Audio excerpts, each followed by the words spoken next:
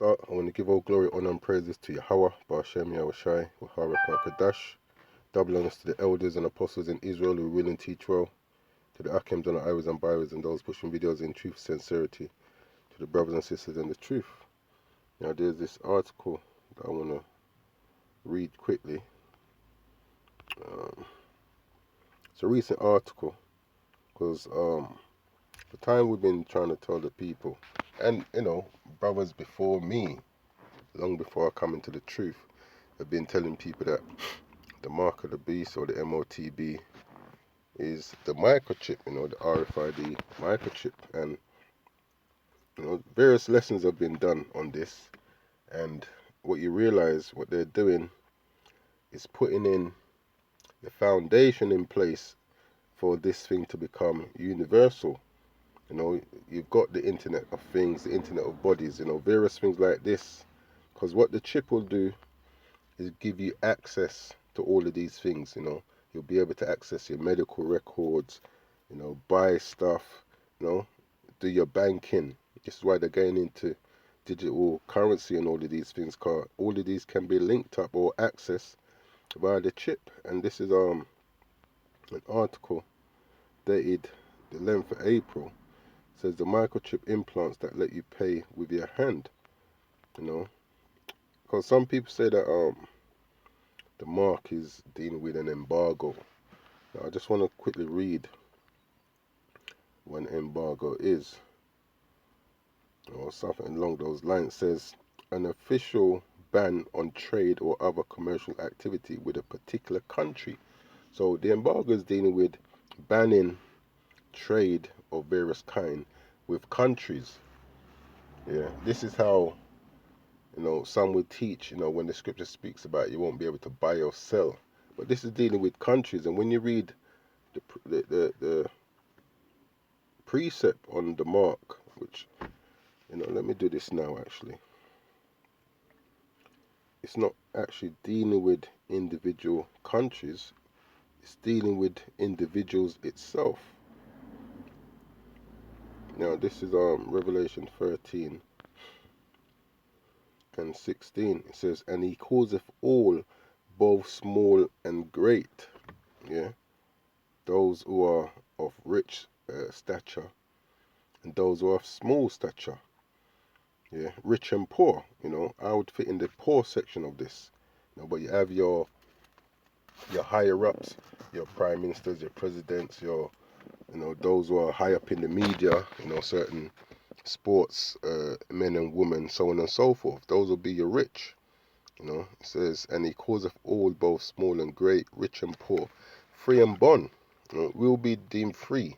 Your bond would be those like your prisoners, etc. So even they would need to take this mark. It says to receive a mark in their right hand or in their foreheads. It says, and when you look at this article, that mark is in your hand. Now it says your right hand, it could be in your left hand. It's a mark that will be in your hand. And when you look at things like brain computer interfaces, BCI, you can see how this could be done via the forehead as well. It says, and that no man, not no country, might buy or sell. So, save he that had the mark or the name of the beast or the number of his name. So it's dealing with rich and poor. They'll tell you it's talking about rich countries and poor countries. No, it's talking about individuals. That's what this mark is dealing with. It's dealing with individuals. Because it will be unfair for the Most High to say, well, any man take the beast, Salaka take the MOTB, you're going to be destroyed. And that decision is made by your government to say, yeah, we're going to join this system or not join this system. And then the Most High is judging you for the decision that a country made on your behalf. The scripture says, work out your own salvation. So let me go back to this article here now. So this article is dated the 11th of April, yesterday. It says, Patrick Pullman causes a stir whenever he pays for something in a shop or restaurant.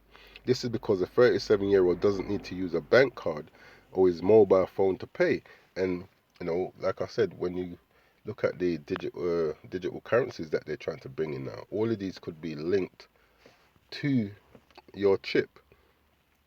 It says instead he simply places his left hand near the contactless card reader and the payment goes through. The reaction I get from cashiers are priceless, says Mr. Pullman, a security guard from the Netherlands. And when you look at places like uh, oh, what's the country? Is it the Netherlands itself?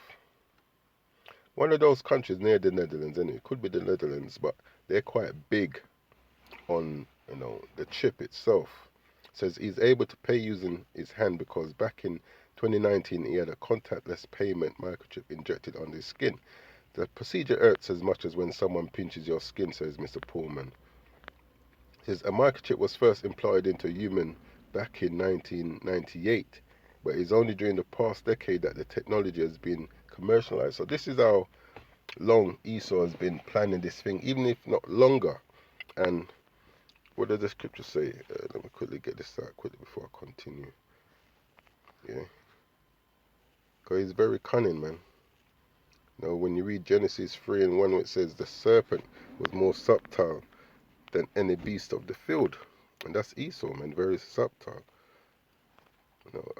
This is Psalm 68.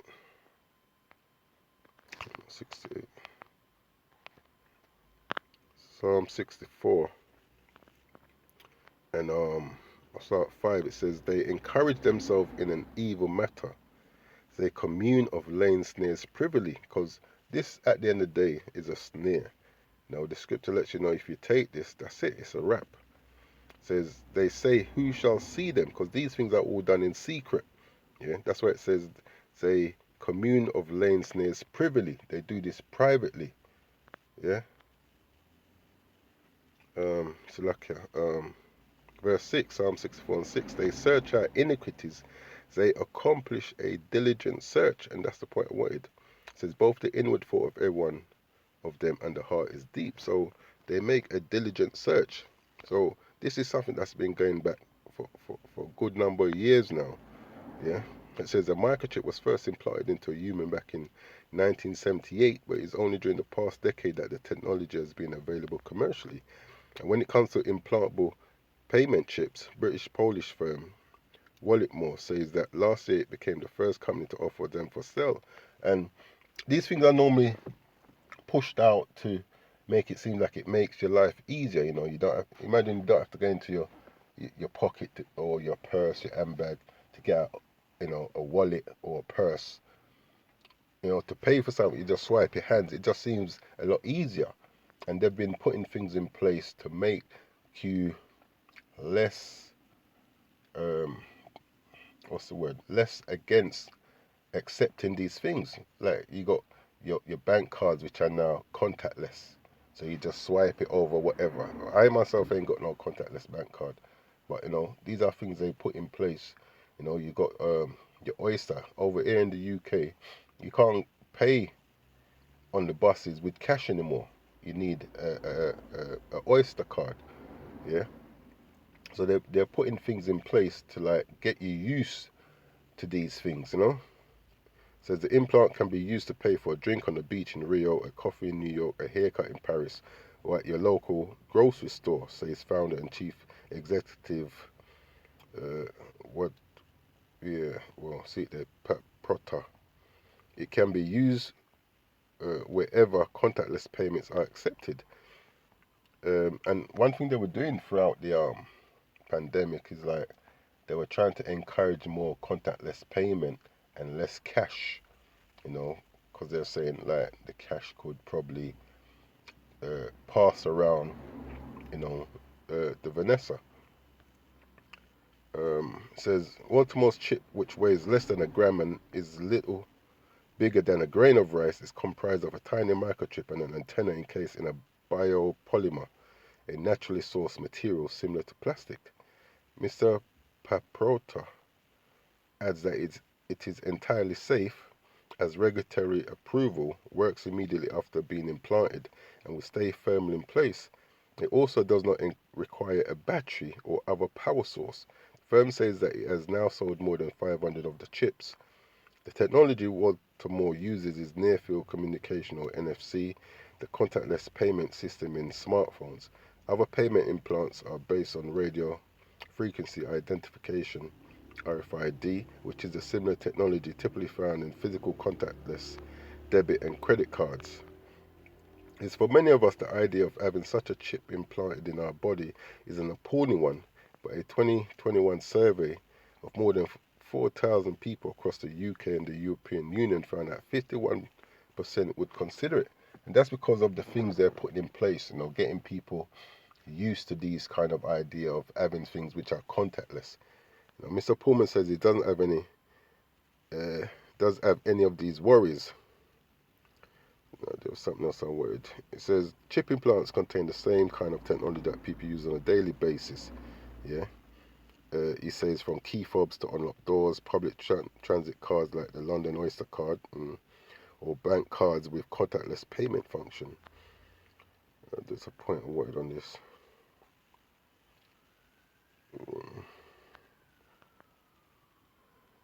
Says he adds that he's not concerned that his whereabouts could be tracked.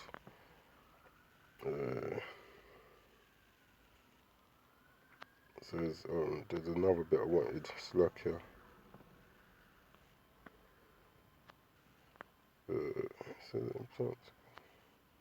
Yeah, this is it. Financial technology or fintech expert Theodora Law is co-author of the book Beyond Good: How Technology is Leading a Business-Driven Revolution.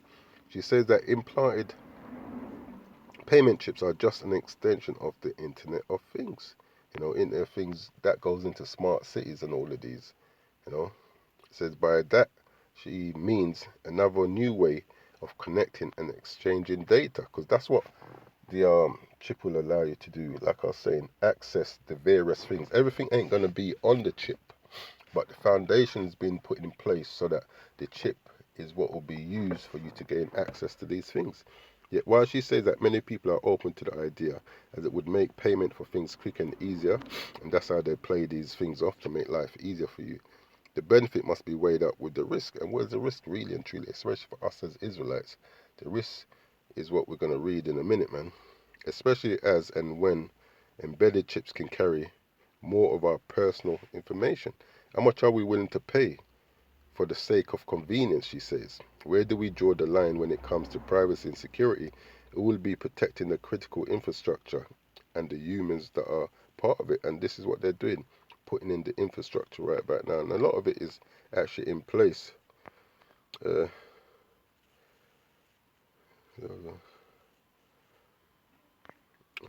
didn't read that. It says there's a dark side to the technology that has a potential for abuse, she says. To those with no love of individual freedom, it opens up seductive new vistas for control, manipulation, and oppression, which is what this would lead to at the end of the day. If you're in a system where you can't buy or sell without having this, then you're at the beck and call of whoever is running this system. Says the result, she cautions, could be the disempowerment of many of the benefits of a few. Yeah, but I just want to read, because like she said up here, where is it? Get back. How much are we willing to pay for the sake of convenience? Well, this is what you will pay for the sake of convenience if you do take this. This is Salakia, Revelation chapter 14 and verse 9. It says, and the third angel followed them, saying with a loud voice, if any man worship the beast and his image and receive his mark. And what's that mark? This microchip in his forehead or in his hand, the same shall drink of the wine of the wrath of the Most High, which is poured out without mixture into the cup of his indignation, and he shall be tormented with fire and brimstone in the presence of the holy angels and in the presence of the Lamb. So that is the consequence of, an Israelite actually taking this mark. We have the opportunity for salvation, for forgiveness of sins, but many of our people will take this for why? This is why they would take it. John 3:36.